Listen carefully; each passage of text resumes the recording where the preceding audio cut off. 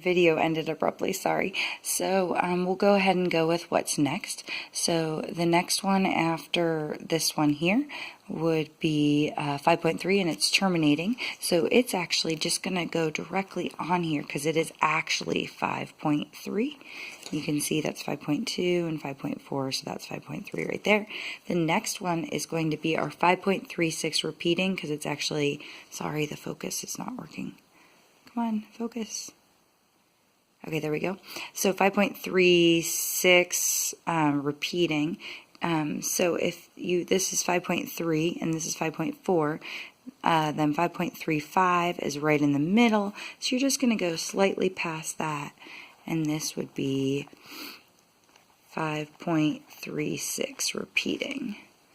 Okay, and then my next one is 5.4772, which is the square root of 30.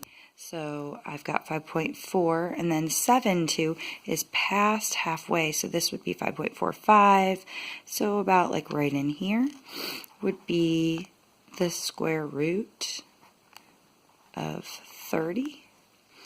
And then the next one that we have there is the 5 4/5, which is 5.8, and that's actually exactly 5.8 on your calculator when you figure that.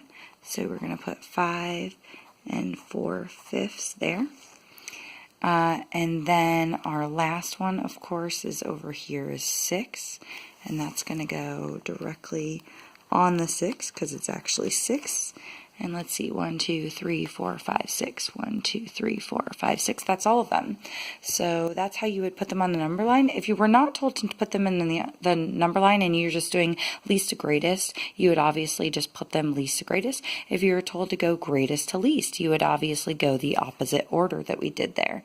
If you had two numbers that you were comparing, like for example, if you were doing the square root of 30, versus, let's see, versus 5.3, for example, then you would realize the square root of 30 is 5.4772.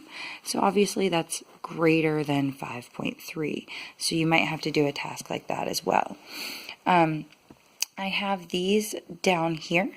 I'm not going to show you the process of doing that. I'm going to go ahead and go off camera and complete it so you can pause this to try it on your own, and then I'm going to go ahead and record my answers here in a second. So it'll just show up right after this. Go ahead and pause the video. Okay, so 15.7% as a decimal.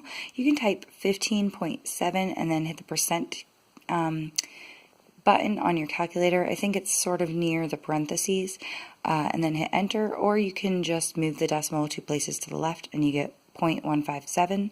The square root of 0.02 is 0.1414, and then there's more after that. It's an irrational number that doesn't have a pattern, it just looks like it has a pattern there. Alright, and then 2/11 is a rational number, it's 0.1818, and then I think it goes on from there, but we were just going 4 decimal places. 9